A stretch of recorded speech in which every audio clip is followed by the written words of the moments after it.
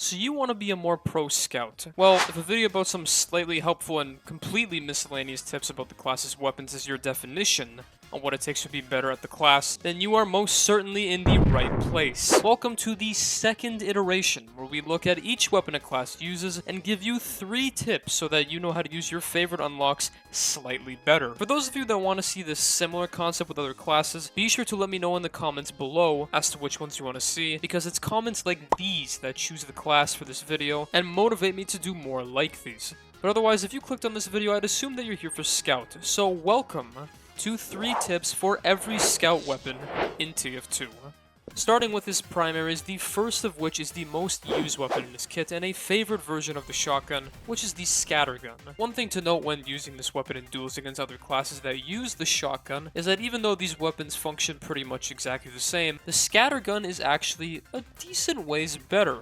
The Scattergun not only has much higher damage at point blank range, but also reloads slightly faster than the shotgun, so be sure to take advantage of that. With that said, the Scattergun is of course much better used when you are shooting enemies in very close range. But I find that a lot of scouts, including myself, would be behind an enemy and have the perfect opportunity to shoot them without them even knowing, but just shoots way too early, and then now they're alerted, and then there goes your kill, and now you're back in the spawn room again. Instead, if you see an enemy who isn't aware of you, wait until you are right behind them before starting to shoot, so that you can really take advantage of Scout's close range damage output before they can turn to shoot at you. If you're fighting an enemy that knows of your presence already though, and they're making sure that they stay at range from you, one thing you can do to bait them to move a little bit closer is to start reloading even if your clip isn't empty. People seeing a Scout reload usually makes them think that you don't have ammo in the clip, so they'll close that distance, which is when you turn them to mulch.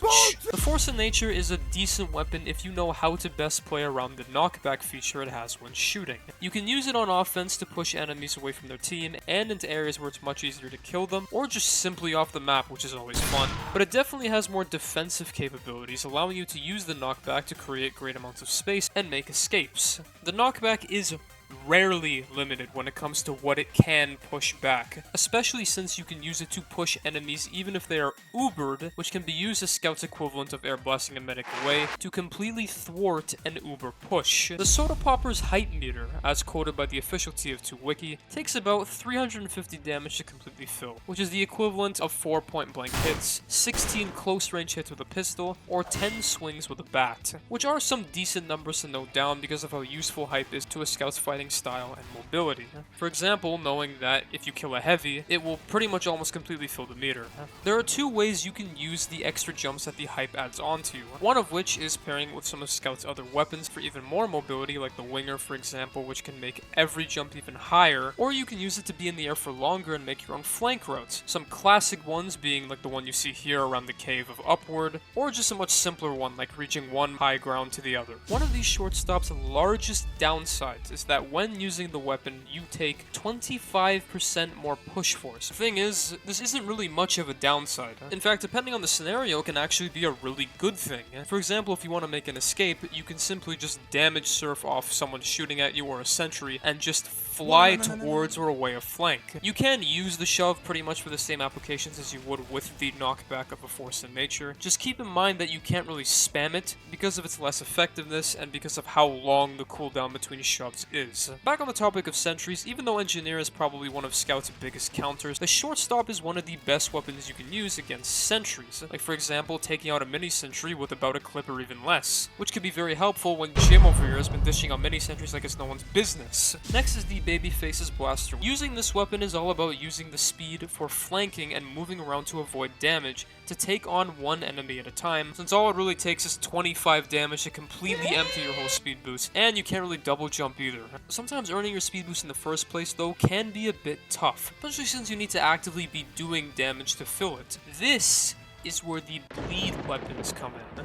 Using bleed weapons allows a scout to build their boost at range passively, so you minimize taking damage while you are building it up. Another pretty easy way to fill your boost is if there are any enemy scouts nearby using the Bonk Atomic Punch. Since they're usually keen to just running straight at you, you can actually shoot them, and despite them being invulnerable, it still builds up your boost meter.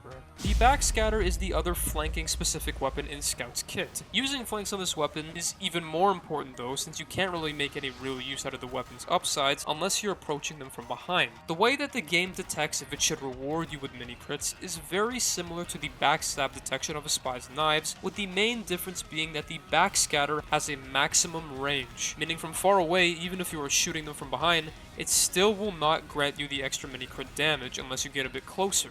Speaking of which, you can also use the backscatter as one of the many weapons in Scout's kit to check for spies a lot easier, since the mini crit icon that floats above their head will still apply even when they're invisible. Scout's secondaries are quite versatile, ranging from a ton of different options outside of just shooting a gun, but even then, nothing is as reliable really when compared to the Scout's stock pistol.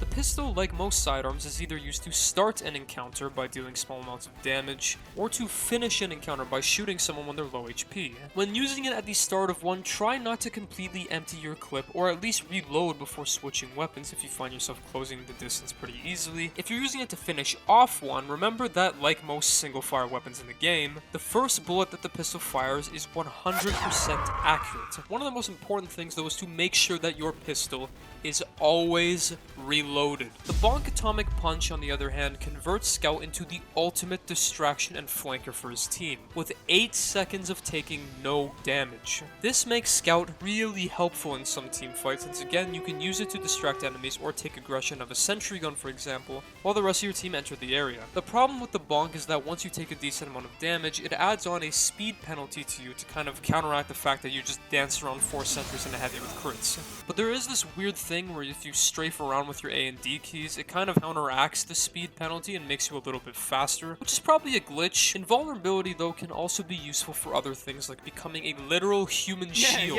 Now, the enemy team's not going to like that very much, but hey, your engineer probably will.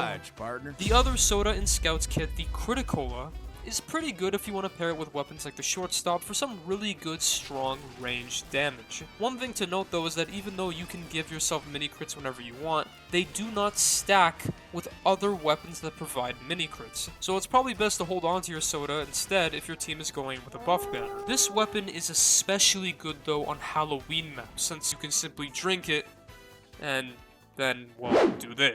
The Mad Milk has a ton of supportive utility, such as the fact it's one of 2 weapons in the game that provides the wet effect. Make sure that you're using it to extinguish teammates when they're on fire, and use it to obstruct Spy's cloak when you see one. Since it is an AoE projectile as well, tossing it from height rather than just straight at the enemies is a lot better so that more people are hit by the milk at the same time, and this is especially easy for Scout since he could just double jump to gain height whenever he wants. The actual purpose of what people use the milk for though is of course the health on damage, which since it's percentage based, for example, a heavy, as I mentioned in my best class in MVM video, benefits a lot from this because of his consistent and high damage output. The Winger is very good for extra mobility and the ultimate bait tool because of how you can play around unaware enemies. I mean, why would you go around flanking when you could just wing or jump on a singular pixel on top of the map somewhere and jump down on them like a hawk? You can also use it to just bait enemies around corners when your scattergun is out of ammo and just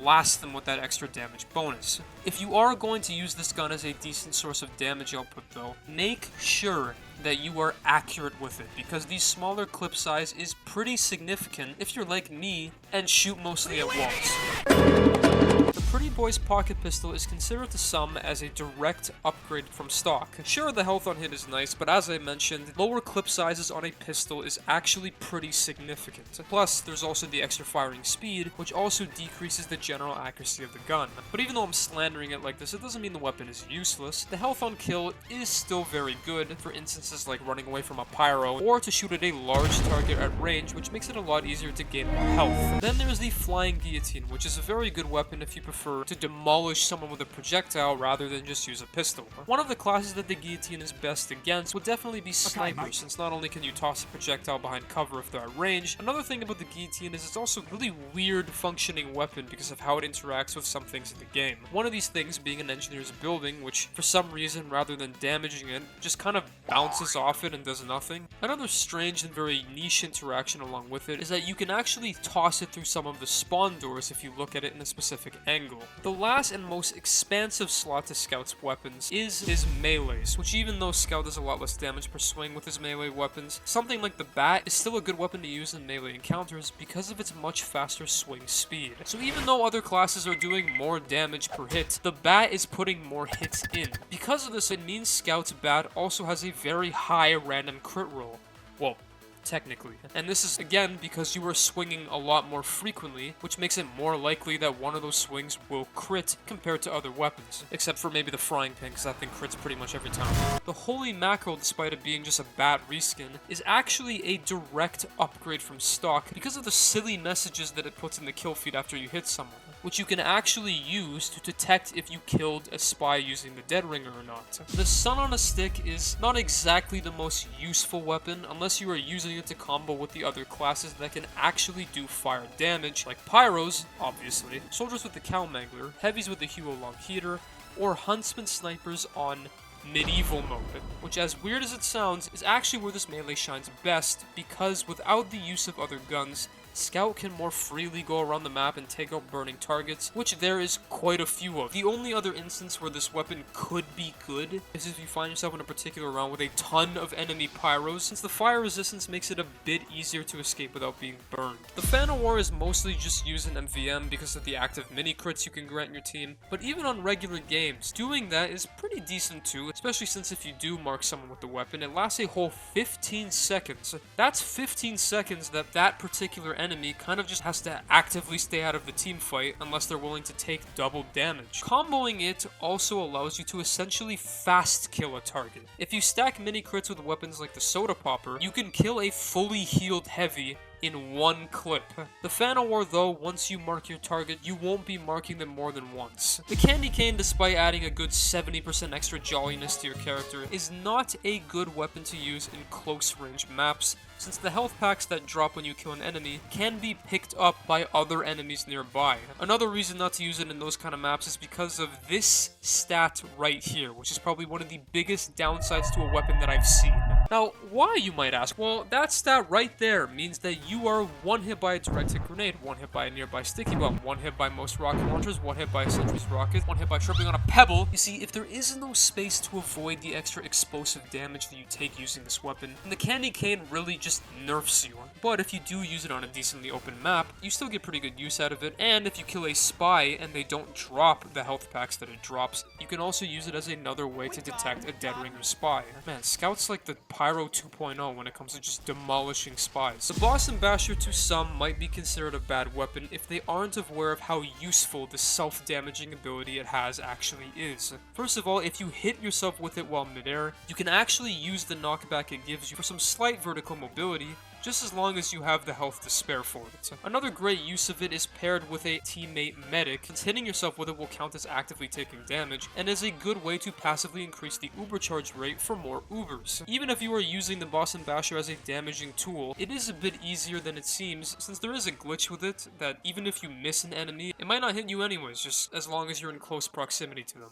The Atomizer grants you a triple jump, which, like most things that provide Scout with more mobility, is good, since you can use it to find new flank routes or pair it with the Winger for really long triple jumps. Or you can even use the Force of Nature, which, if you can time it right, gives you access to a quadruple jump. There's also the mini crit while airborne stat, which is okay if you're using it against something like soldiers flying around with a rocket jumper or just an unaware sniper. The Rap Assassin is one of the most complex weapons that Scout owns. The bleed damage, unlike mini crits, do actually stack with other weapons like the Guillotine, as I've mentioned earlier, which really grants Scout more ability to take on encounters from range. Speaking of range, if the ornament remains active for at least 1 second of airtime, the enemy it lands on will be hit for guaranteed crit damage. Also, if the extra 25% recharge time the ornaments earn over a Sandman's baseball isn't enough for you, then you can actually just pick up a drop baseball and use it to refill your Rap Assassin, just as it would the Sandman, which is also the next weapon on the list. Now, of course, you can also pick up your own baseballs, but the time that it stays on the ground changes depending on if it hit an enemy or not. If it did, the ball only remains on the ground for about 3 seconds, or if it didn't, it would stay for 10 seconds. Similarly as well, the Sandman does reward you if you hit enemies from further away. And if you manage to somehow snipe someone with the maximum range, they will be hit with what's called a moonshot. And if your team is constantly being flanked by really fast targets, the Sandman is pretty good to counter that by hitting them with a baseball to hinder them. That is 3 tips for every scout weapon in TF2. If you found this video useful and want to see more videos like this, be sure to let me know in the comments below, and again, let me know which class you want to see next. But other than that, thank you everyone again for all the support on my recent TF2 videos. I really do appreciate it. Be sure to do all that funny YouTube stuff like liking and subscribing. Thank you again very much for all the support. It really means a lot. And I will see you all in the next silly little video I make. Bye-bye.